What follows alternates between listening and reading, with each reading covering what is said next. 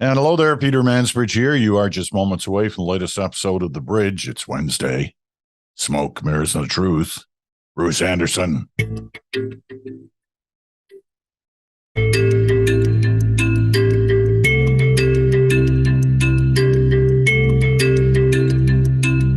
Okay, a week ago, I was on the other side of the... Wait, What? just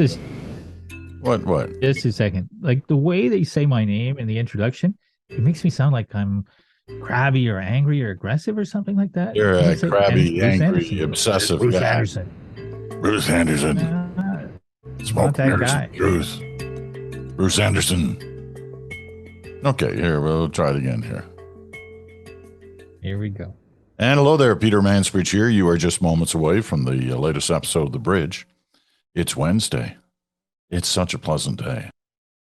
That means smoke, mirrors, and the truth. With Bruce I Anderson. like that better. I Ooh, like it better. that sounded better, but the music sounded awful. So here we go. Here's the cue on the music. Take your break now. Control room at Sirius XM. First break is coming right up.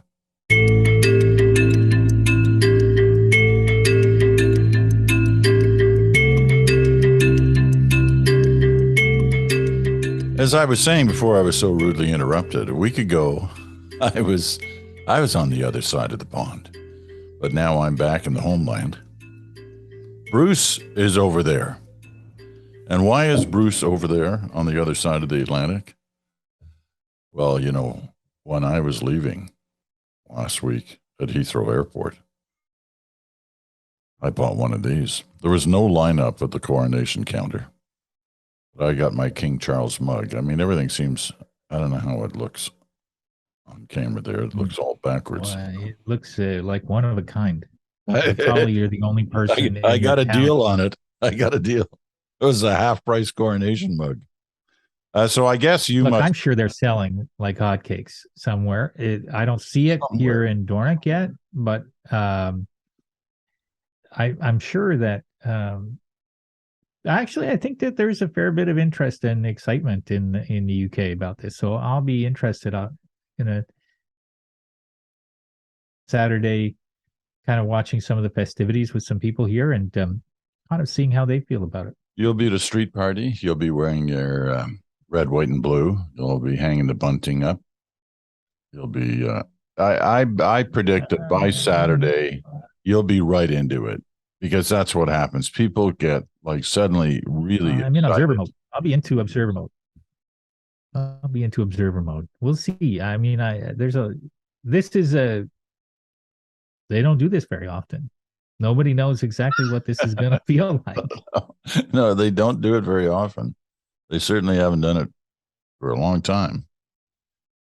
What is it? I guess 70 years. 70 years since the last coronation. And it was a huge deal. Huge deal.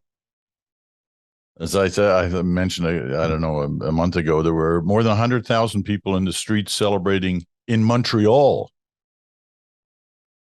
for the coronation of Queen Elizabeth. I don't know. It might be hard trying to find a crowd in Montreal this week. Anyway, time will tell. Some people, strong monarchists in our audience have been complaining that we're not taking this seriously. It's a coronation. Well, you know, I had a discussion with some people here the other night, and I've amended my thinking a little bit. Ooh, and I knew that. Here's where my head is at.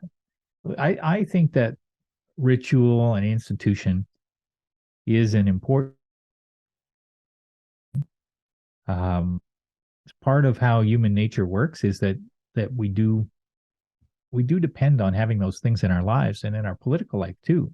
They're kind of anchor points. Now, I might disagree with some people about whether the right kind of institution is manifest in a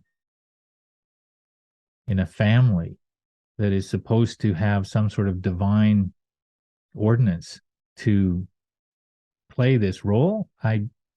I just can't quite get my head around that as an idea. It's not disrespectful to that family or to any other royal family in any other country that has a monarchy. But I'd be a little bit concerned if we lost the institutional idea and the sense of ritual and the idea of there's some things that are permanent and that kind of sit uh, in the middle of our the way that we organize ourselves as a society and politically. So it's not really see for the monarchy, but it's maybe a little bit more sense of caution that if we remove too many rituals and institutions and we don't know what we're going to replace them with, then we end up without having as many things that we share in common or that we understand hold our society together a little bit. So Well, that's an that's the attitude interesting. I'll be taking in. Yeah, I mean that's an interesting reflection on the situation from you, especially from you, because you haven't been an advocate of that position for the last year or so when this subject has come up. But it is a time for reflection on values and on institutions, and so it's good that you're thinking about it. I still look at it as somebody who's covered many of these events over the last, I don't know, 50, 60 years.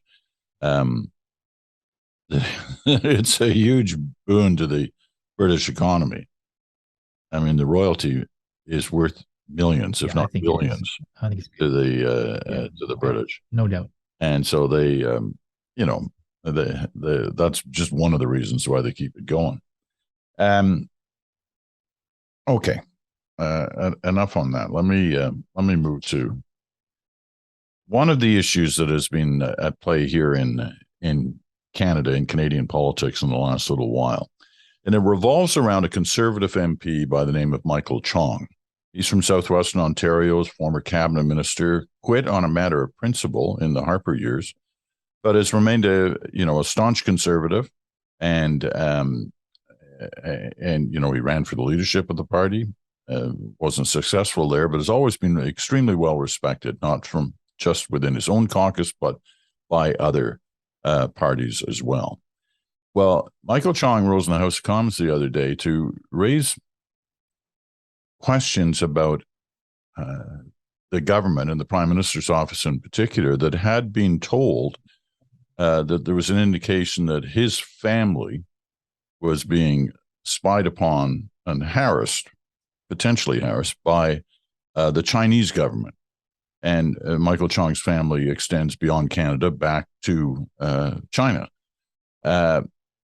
And that the Prime Minister's office was aware of all this, but according to Michael Chong, never told him or his family what they knew about.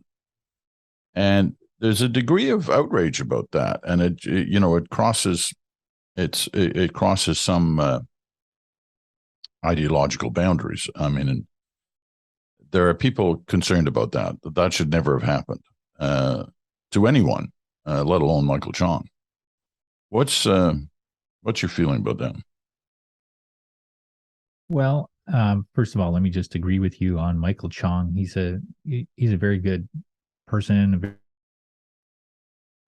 good member of parliament. He's been a kind of devoted to public service for all the right reasons for a good long period of time, and I, for one, am happy to see him kind of thriving in this Conservative Party, because it wasn't obvious to me that he would. I don't think he supported Pierre Poilievre in the leadership race, but Mr. Give him a pretty senior role in his shadow cabinet. I think he's the foreign policy critic for the Conservative Party. Bruce, let me just the second thing you. is that Bruce, let me just interrupt you for a second, because listeners will know that we're having a little bit of trouble with the line to Bruce, and occasionally it drops out for a second or two. We're working on it, and bear with us while we do that. But whenever the dropout happens, once again, it usually only lasts a second or two. Sorry, Bruce, go ahead. Yeah, no, I've heard it drop out a little bit when you're speaking too. So hopefully we'll be able to work. But the connection looks good here, but it's been a little bit iffy. So I'll continue, and hopefully it'll be all right. The second thing for me, Peter, is I do want to know more about what did the government know, and if they didn't do anything with the in terms of advising Michael Chong why did they make that choice? I think it's a fair question. I think it's a reasonable question. I think that maybe I haven't seen enough of the government's response yet to know what exactly they've had to say about that. But I do think that it would feel to me incumbent upon a government to advise in if they something like that going on, if they were aware of it. So I think he's right to raise the question. I think people are right to ask for more information about it, and I think the government needs to kind of share as much information as it can about what it learned and why, if it didn't do more about, why it didn't do more about it. We are waiting, obviously, for the rapporteur, the former Governor General, David Johnson's report on election interference and his recommendation as to whether or not there should be a public inquiry. I think everybody feels there should be one. At least that seems to be the perception out there. But he's got another 3 weeks before he needs to report. I'm not sure exactly what he's doing. He's a pretty serious guy, so I'm sure he's exploring a lot of different routes. He's got up until May 23rd. Doesn't mean he'll take those next 3 weeks. He may report earlier, he may report today, for all we know. But a lot of things are waiting on that decision, and I guess we'll see what it is fairly soon and how the government's going to react to it. I think the Prime Minister said whatever is the recommendation, he'll accept it. Thoughts on that? Well, I don't see any. I think that there was a great sense of urgency around this issue a few weeks ago, and it was logical that there was a lot of questions that were kind of popping up. Answers weren't great. I think that the parliamentary committee has been having some hearings about this, and I think some of the information that's emerging in that venue is helpful. I saw that Morris Rosenberg, who was the former federal deputy minister, former president and CEO of the Trudeau Foundation, testified, I think it was yesterday, and he talked about how, in retrospect, it was probably naive for the Trudeau Foundation to think that it could have a relationship with those Chinese donors and not cause perception problems. The conversation has been continuing. The heat has been turned down a little bit, which doesn't mean that the legitimate questions go away. It means to some degree that we're in a phase where more information will come out. I think it's a good thing that Sacha Trudeau, Justin Trudeau's brother, who says that he was the one who negotiated the terms of the arrangement with the Chinese donors. He wants to testify. I think he's set up to testify a little later this week. I think that'll be interesting as well. So for me, it's logical that we have this process going on while David Johnson is preparing his report back to the government about what could be done to prevent interference problems in the future, including the question of whether or not there should be a public inquiry. I don't know, to be honest. I think you suggested that maybe everybody thought there should be a public inquiry. You were breaking up a little bit when you were making that sentence. So if I mischaracterized what you said, forgive me. I don't know.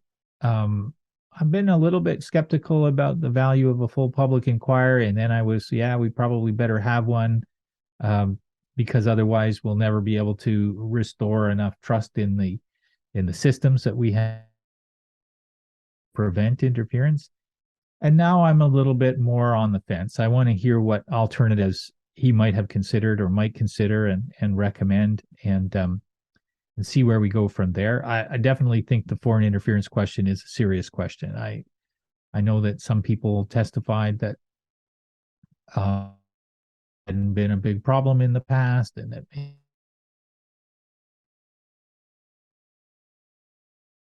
I do think that it warrants a lot more work and attention on a going forward basis, and maybe that's where the majority of the effort should be put. But I'm kind of open-minded, I guess, to see what David Johnson has to say about it after he does his work.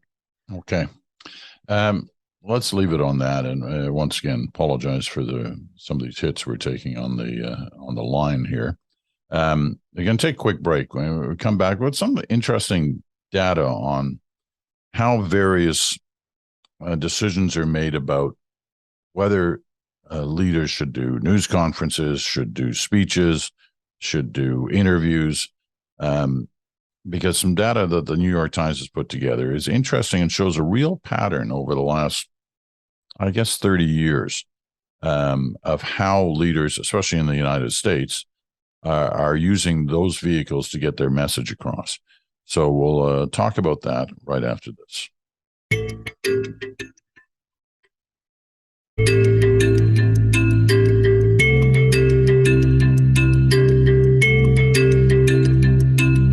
And welcome back. You're listening to The Bridge, the Wednesday edition, Smoke, Mirrors, and the Truth with Bruce Anderson. You're listening on Sirius XM, channel 167, or on your favorite podcast platform, or on our YouTube channel. You're watching on our YouTube channel. Okay. New York Times comes out with a piece the other day, and once again, this is just American presidents. But it's an interesting pattern, and I'm wondering if it's similar here, the use by whether it's the prime minister of the day or premiers or whatever it may be. Traditionally, at least up until about 30 years ago, the main vehicle for leaders, presidents of the United States, to communicate with the people was through news conferences or interviews.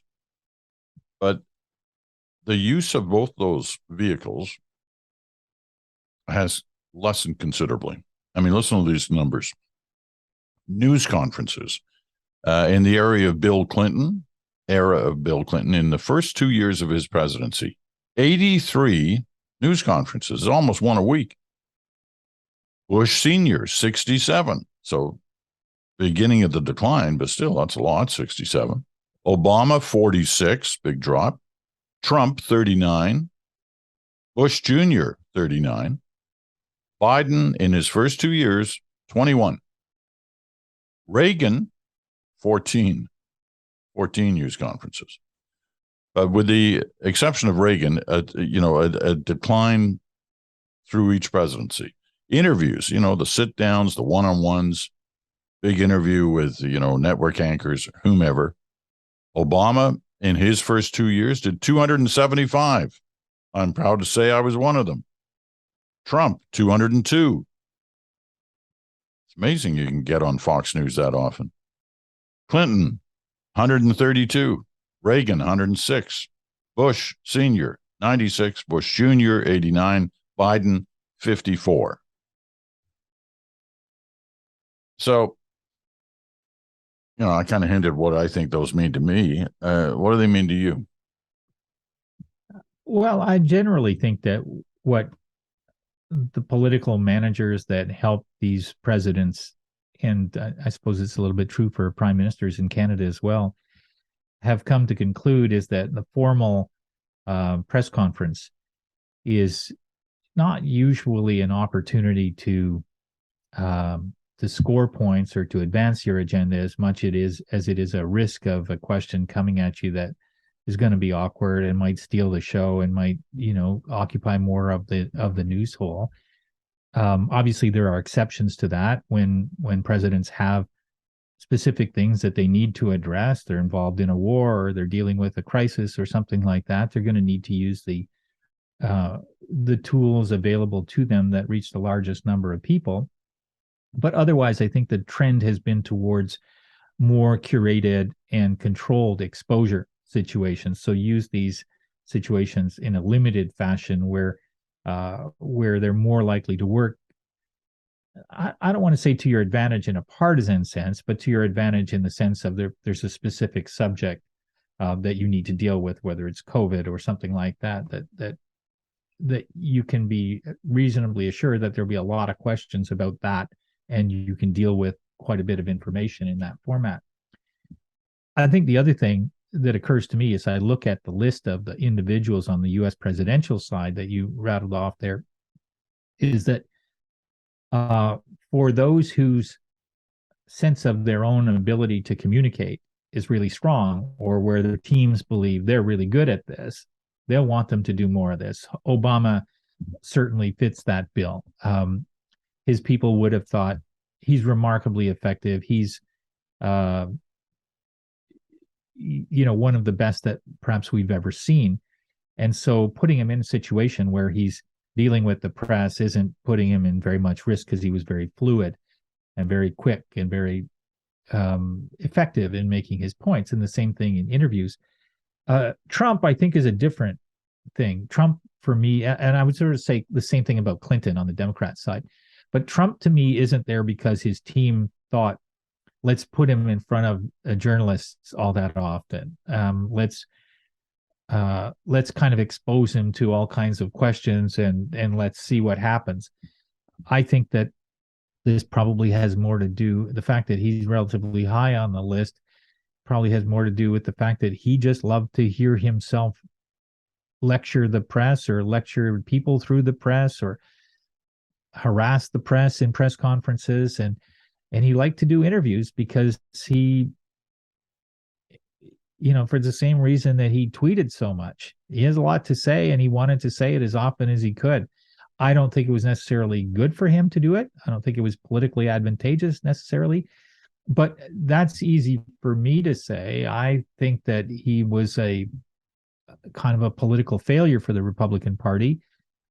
He only won one term. The midterms after he left office were not great. There will be people who think very highly of Trump, and who think he was a political success, and that he might be president again. But I think that his communications performance added more negatives than positives over the long term, and created a situation where a lot of Republican voters didn't feel comfortable voting for him against Joe Biden the last time, even though they voted for Republicans on other parts of the ballot that they were given.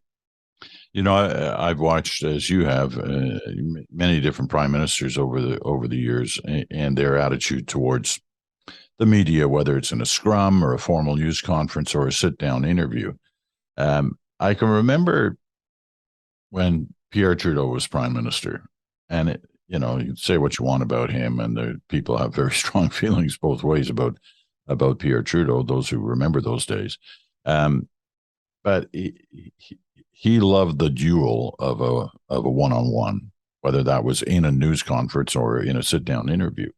And I can remember at one period during his prime ministership that the parliamentary press gallery got very upset that he was never available. You couldn't get him. You couldn't get him for an interview, but more, you couldn't get him for a news conference.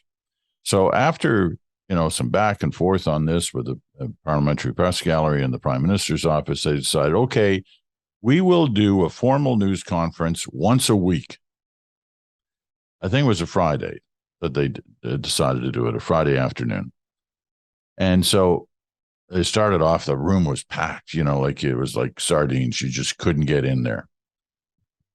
Within about a month, you had no trouble finding a seat in the in the National Press Theater.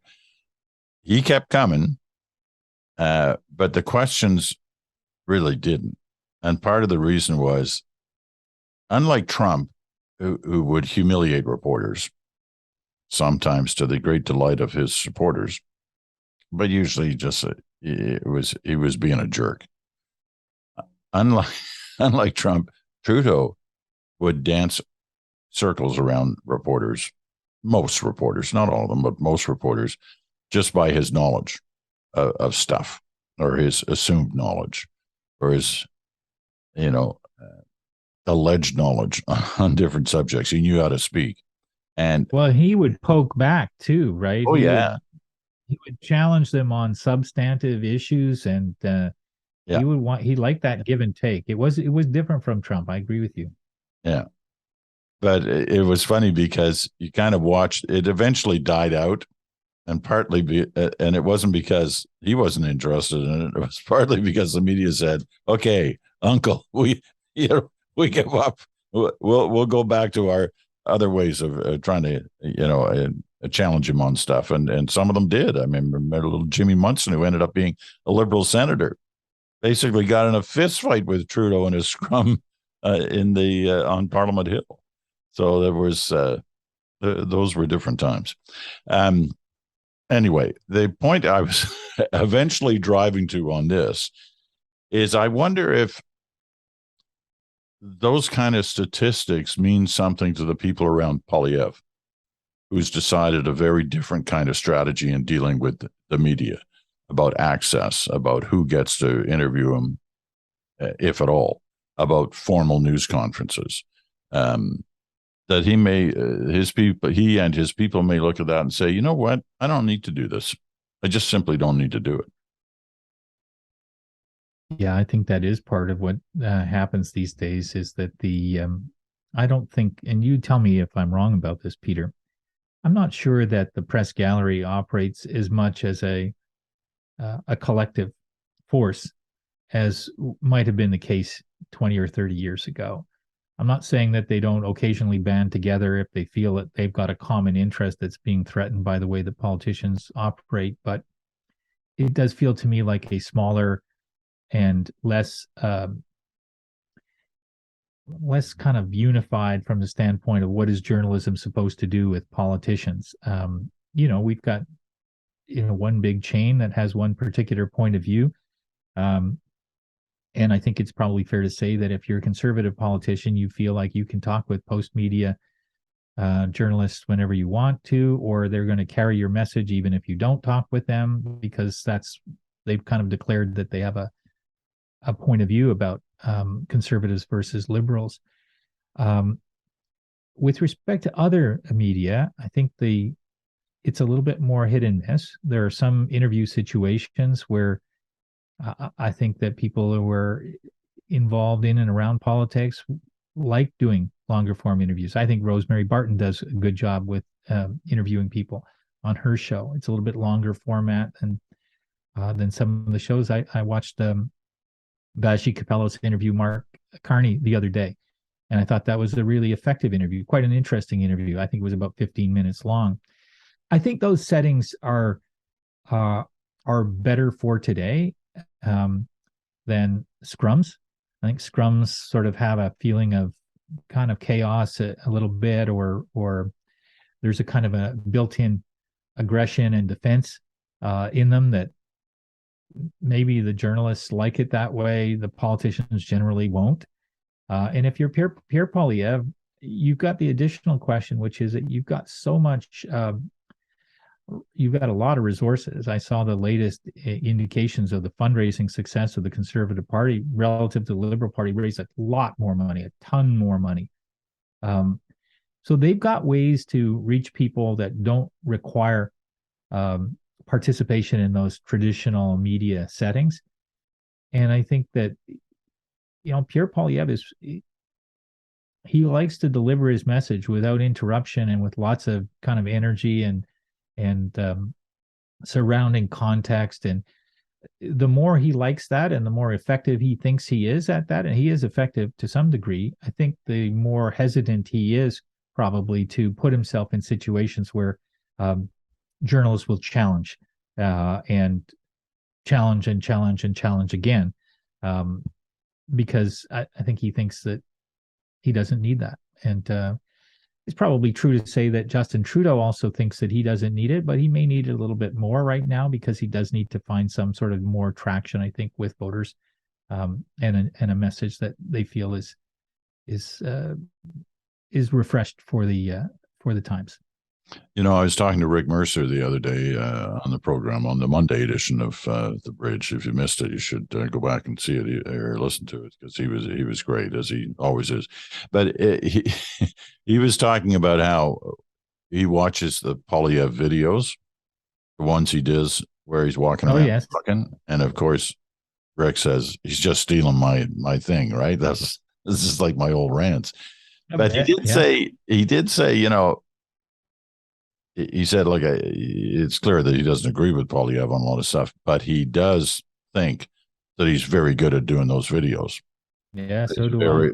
very impressive, and that can make a difference. Yeah, I agree with him. I think he is very effective at them. I think he's also very, very effective in the House of Commons. He he has the mastery of kind of pacing and economy of words sometimes. He I remember years ago, I don't know when it started, but everybody would in and around Ottawa, the media would sort of say, "Does anybody know how to ask a question anymore?"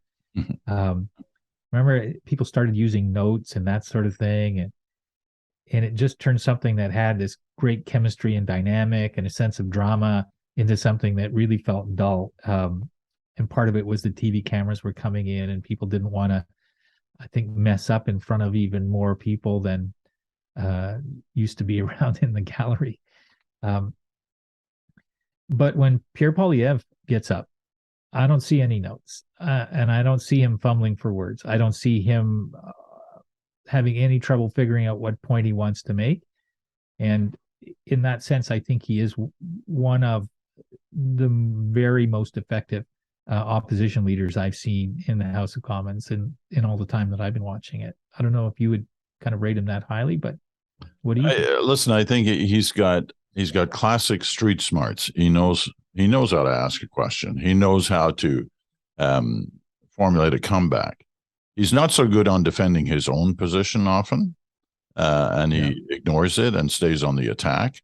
Um, whether that's, I assume that's deliberate, but he's very good at performative politics. There's no question about that. Uh, Yeah. and you wonder how they're going to address that. I mean, I've seen Trudeau at times over the last few years try to do those kind of videos as well. That it's not the same at all. Um, but it'll be interesting to watch how this plays out over the next couple of years, if it's that long before this an election campaign. Um, you mentioned Mark Carney a moment ago, and I want to have a few comments on that before we wrap this one up. And he did this interview with Vassy Kapelos the other day, and I agree with you. It was a good interview. Vassy's a terrific interviewer, no question there. But Carney was better than I've seen him in a format like that. I've interviewed him a couple of times. It's been a few years now, but he always used to come across, to me anyway, as this kind of like egghead, right? Like he knows stuff. He's a very smart guy, and when you're on his field of play, when it's got anything to do with economics or climate, he clearly knows his stuff. But he always used to sort of talk, certainly a level above me, which isn't hard to do. But he's lowered that level a bit. I actually watched that interview, and I didn't have to watch it twice to know the points that he was trying to get across, right? Um, so that will also renew the discussion about what's he really up to, right? Especially as it goes into this week. Prime Minister speaks tomorrow to the Liberal convention. There'll be thoughts about his longevity for that role now, and if he does decide to move on, who would replace him? And there's always been a lot of talk about the possibility of Mark Carney. If he's even thinking that way, Carney himself, then he's right. He's making the right moves in terms of his performance on complicated issues, because most of what he was talking about was the transition politics, really, on energy, climate, etc. And that's not an uncomplicated discussion to have. But he seemed to be more at a level of common talk about it, which is probably a good thing to do if you have greater ambitions. Yeah, I had the same feeling. I thought that he was when I offer any advice to people about this kind of thing, I focus on a few things. One is the energy, the amount of energy that they use to make their points, and how they distribute the energy level throughout an interview or a speech. Um, Part of that is pace as well, and demeanor. And I looked at all of those things in the context of this interview, and I thought the energy level was just right. I thought the pace of the points that he was making were right. I thought the demeanor uh, never sort of strayed into um, know-it-allism or any condescension or anything that might suggest, well, I know a lot about this and maybe other people don't. Um, there was no false humility either. It was just a kind of an interesting person to listen to talking about an interesting subject. And to your point, the last big test for me with these things is the content. Is it accessible? Is it interesting? Um, and I thought that he made some complicated issues, to your point, um, quite accessible and interesting. I found myself kind of listening to the logic of the economics of the transition, as he put it, and thinking this was maybe the most effective version of that I've heard in a good while. Um, and good for him for doing it, because I think it's an important subject. He was also asked questions about the economy, and uh, him having been a governor of the Bank of Canada and the governor of the Bank of England, um, I know that he had phases in his life where his answers to those kinds of questions about inflation would have been more contained and formalized and limited. He didn't stray too far, but I thought he was pretty effective at saying, the goal of the central bank is to get inflation down to a target range and have it stay there, not to get it pointing in that direction. I thought that was an interesting way of putting that point. And the last thing he did is and it got typically most of the attention of people who commented on the interview, was he was asked a question about his interest in politics. And I thought he handled that well, saying that he was broadly supportive of the government and of the prime minister, and was interested in and believed that the direction that the government was on was a good direction. All in all, I think it was an effective interview by Vashi, and an effective interview by Mark Carney as well. Tomorrow night is an important night, and we'll close out on this point. Justin Trudeau speaks to this convention, the Liberal convention. It's the one they have every 2 years, the biennial. And then he jets off the next morning to get to the coronation, to buy his cups, scarves, hats, all the things that you've already got the corner on the market on. But that one assumes that speech tomorrow night is a pretty important one. He's got to motivate the crowd. He's got to inspire the crowd, because there's no question there are some people who are sort of wondering about his continuing presence as leader, especially when they look at the polls. What are the bases he's got to touch? What would you say? Well, I think that there are a couple. One is, in some fashion or another, I think there are people who wonder, will his communication style alienate more and more people over time, just because people are kind of tired of it or frustrated with it, and that it becomes too big a drag for the party to be able to succeed with him as leader. And that's separate and apart from all the substantive things that he and his government have done. And sometimes it does happen. And so for people who are anxious about that in the Liberal Party, there'll be a desire to see him give a speech that makes them feel, no, this is a style that will work. And so that's a particular test for him, because his style has pleased almost all of the people who will be in that room before on multiple occasions, and has been successful in 3 elections. So I'll be watching for that. What is the kind of the style and the energy and the way he structures his arguments? And does it feel like that kind of that reset of Justin Trudeau's music that I've talked about before on this? I think the second thing is, there are Liberals who I know are wondering if the Liberal Party has made enough effort to put some definition around Pierre Poilievre. They see him as an effective competitor. They see the Conservative Party a little bit ahead of the Liberals in the polls, and they also see polling about Pierre Poilievre, and you and I have talked about some of this in the past, that show that Mr. Poilievre he's not seen as the devil by most people. He's sort of seen as a kind of a neutral, maybe a positive, and so there will be people looking to see if Justin Trudeau is going to step more directly into the role of defining Pierre Poilievre, creating an understanding that's crisp and strategically useful for the Liberal Party. I think those will be the two big things I'm watching for.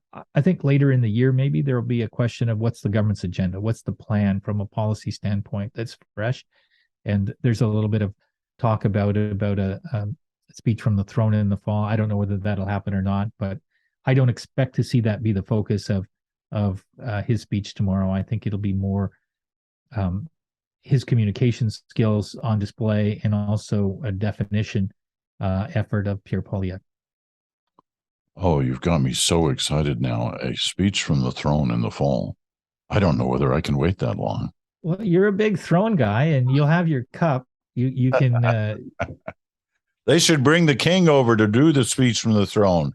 There's the strategy. Bring Charles III, sit him in the seat. I can just see the stories about, well, how much did it cost for him to stay? And then, all of that stuff. All right, my friend. We'll talk to you before the coronation, because Friday, good talk. You'll be here with Chantal, and I'm sure we'll be able to talk and review whatever it was that the Prime Minister talked about on Thursday night, and any other things that are topical for this. I'll try and work on the internet connection here, make sure that there's no. Well, I can tell you, I don't know what you did during the break, but it's been perfect since the break. So for the last 20, 25 minutes, no interruptions. The first 10 or 12 were pretty tough, but I hate to say it, I didn't do anything. I think it was Elon Musk's satellite that it may well have been underperformed in the first segment and then got better. We can blame Elon Musk. That's a national party game or international party game as well. Okay, thanks, Bruce. We'll talk to you again in 48 hours, and thank you, listeners. Tomorrow it's your turn and the Random Ranter. Thanks for listening today. Talk to you in 24 hours.